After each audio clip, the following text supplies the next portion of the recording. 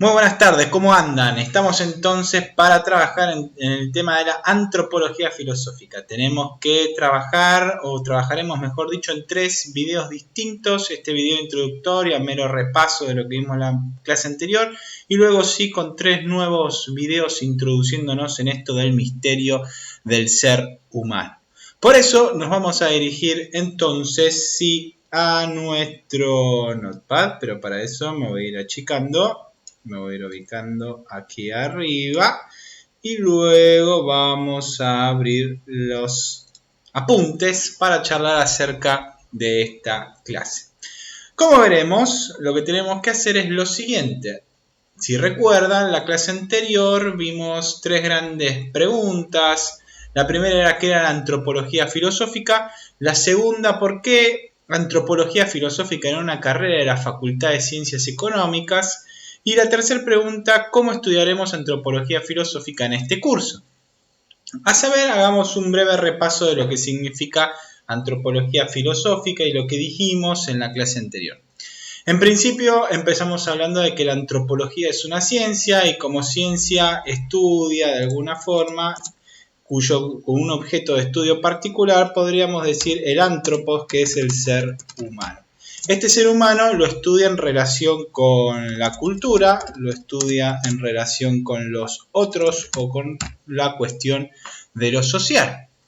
Estudia al ser humano dentro de esta cultura, ¿no? Decíamos que incluso había varias antropologías como la antropología cultural, ¿no? Como una subdisciplina dentro de esta disciplina de la antropología. Pero que básicamente la antropología filosófica no era antropología en sí misma, porque si no, no se llamaría antropología filosófica, que es lo que le agrega lo filosófico a la antropología. Y para eso estudiamos o recordamos brevemente lo que significaba filosofía. Cuando vimos filosofía, lo que decíamos es que filo viene del término filía, que significa amor, amistad. Si recuerdan, había 3 palabras griegas para hacer referencia al amor: la filía, el eros y el agape. Como a su vez también decíamos que filosofía venía de sabiduría, de sofía, pero que no era un simple conocimiento, sino la idea que uno tiene cuando habla de un sabio es de alguien que sabe cuestiones del buen vivir, no solamente que conoce muchas cosas. De alguna manera entonces la filosofía es aquella disciplina que es amistosa con ese saber o esa búsqueda del buen y del saber vivir. Decíamos que había crecido o se había originado en Grecia en el siglo VI a.C., que tenía como fuentes la duda y el asombro de lo que se nos depara adelante. De hecho, el gran tema que empieza con la filosofía es el tema de lo uno y lo múltiple, ¿no? ¿Cómo puede ser que la realidad sea una sola, pero a su vez también existan, llamémosle así, utilicemos el verbo existir, múltiples cosas? No hay ruptura en esta realidad. Decíamos que si uno hace una distancia prolongada en kilómetros, en ningún momento cae en el vacío o entra como una especie de agujero y sale en otro lugar. O sea, la realidad es continua y por lo tanto, de alguna manera, esto genera duda y esto lleva a pensar la realidad. Por eso decíamos que el objeto de estudio, como de la antropología, aclaramos a grandes rasgos qué es el ser humano, la cultura, lo social. El objeto de estudio de la filosofía es la realidad toda la realidad como una sola es estudiada. En este sentido, decíamos que a lo largo de la historia de la filosofía se habían realizado 2 tipos de acercamientos a este estudio del todo. El primero fue a partir del microcosmos, estudio del todo desde el ser humano, y el segundo fue el macrocosmos. El macrocosmos es el estudio del todo desde el todo. Dije primero y segundo porque está ordenado de esta forma en los apuntes, pero en realidad históricamente surgió primero el macrocosmos, vamos a aclararlo como para no tener ningún tipo de inconveniente, mientras que en la historia de la filosofía luego se estudió el todo a través del ser humano. A su vez decíamos que este acercamiento a esta realidad, a este todo, a este uno, es un acercamiento de índole racional. Nos podría quedar como pregunta para seguir trabajando a lo largo de todo del curso y finalmente quizás a fin de año podamos responder, es de qué tipo de racionalidad estamos hablando cuando hablamos de una racionalidad filosófica. Cualquier tipo de racionalidad, la racionalidad de pensadores del siglo VI a.C. será la misma racionalidad que tuvo Kant o será la misma racionalidad que tuvo Nietzsche o la misma racionalidad que tenemos nosotros. Será una pregunta en tanto aqueja algo del ser humano que tendremos que seguir reflexionando a lo largo del curso y posiblemente lleguemos a una respuesta al finalizarlo.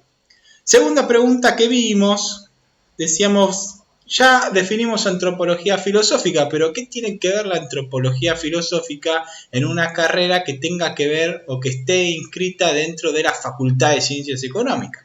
Por eso hacíamos una distinción analítica, pero no real, porque en la realidad siempre es más compleja, pero sí nos permite de alguna manera o nos permitió entender por qué antropología filosófica debe ser dictada o es dictada en la Facultad de Ciencias Económicas.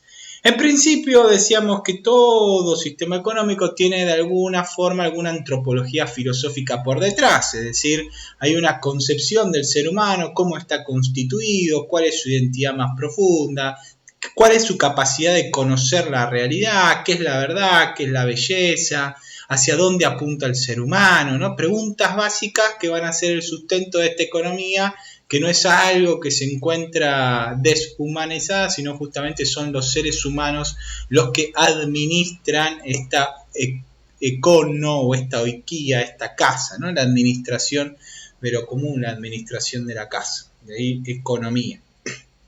A su vez también, dependiendo de la antropología filosófica y de la relación del ser humano con el entorno y cómo conciben de alguna forma la cosmología o el cosmos, el universo, lo que tiene a su alrededor el ser humano, van a empezar a surgir teorías de los valores o una axiología. ¿Es posible comprar absolutamente todo si tengo el dinero? ¿Importan los otros cuando tomo las decisiones? Bueno, dependiendo del sistema de valores o del sistema ético, a partir del cual uno empiece a reflexionar sobre determinados sistemas de valores, entonces uno tomará una u otra dirección. De hecho, si uno se pone a pensar en este tema de la axiología, como entra la conciencia, entra la libertad, la responsabilidad, nuestros actos pueden ser buenos o malos. También habrá actos económicamente buenos y económicamente malos, desde una perspectiva. Obviamente que desde el relativismo todo queda en lo relativo que surge de esta persona. Pero a su vez también hablamos de una tercera distinción que teníamos que tener en cuenta, que es la teleología, que no es teología, sino es como aquella disciplina filosófica que se encarga del estudio de los fines o de la finalidad. Decíamos que en este apartado uno podría concebir ya desde una antropología filosófica y una axiología, obviamente el ser humano se vuelca, se proyecta hacia algún lugar particular. Entonces no es lo mismo una economía donde el ser humano realiza determinadas transacciones comerciales para satisfacerse a sí mismo sin importar los demás, que cuando busca el bien común de la sociedad. Entonces, dependiendo de alguna manera de esta antropología filosófica, de esta axiología y de esta teleología, uno podría estudiar filosóficamente un sistema económico.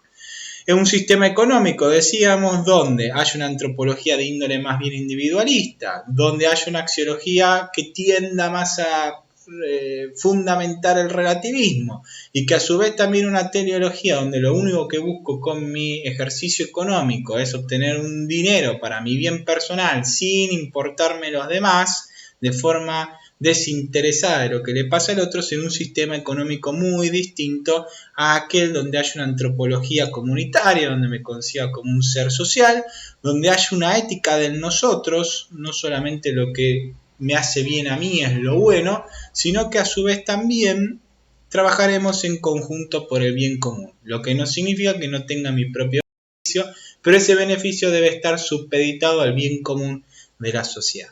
Dos sistemas económicos bien distintos. Por último, en la clase lo que charlamos fue cómo estudiaremos antropología filosófica en el curso. Estudiarlo, había una forma temática que discutimos, es decir, el tema del alma y el cuerpo, la constitución del ser humano, podemos estudiar la capacidad de conocimiento del ser humano con la nociología, podemos estudiar la capacidad del ser humano en su relación con los valores, y entonces estaríamos en una especie de ética del ser humano, pero eso decíamos que nos iba a llevar por un lado a ver pensadores como un salpicón, y de alguna manera nos podía llegar a confundir. Por eso optamos por la posibilidad de hacer de alguna manera historia de la filosofía, viendo los principales filósofos, y viendo esos principales filósofos vamos a decidir finalmente a trabajar, o nos vamos a destinar a trabajar, una vez que los entendimos brevemente, el aspecto del ser humano que se desprende de su pensamiento. Así que bueno, los primeros que tenemos que mirar son los presocráticos, como se los llama, los físicos de la naturaleza, como le llaman otros, o los 7 sabios en general. Nosotros no vamos a ver los 7 por una cuestión de tiempo, sino que vamos a ver a Tales de Mileto, vamos a ver a Anaximandro, vamos a ver a Heráclito y vamos a ver a Parménides. En el fondo, estos 4 grandes filósofos nos podrían llegar a resumir toda la etapa presocrática y a su vez también preplatónica, obviamente. Así que bueno, sigamos entonces adelante con un nuevo curso y espero que entonces hayan recordado todo lo que estábamos viendo. Nos vemos entonces ya en el primero de los videos cuando hablemos acerca un poco más de la filosofía. Nos vemos.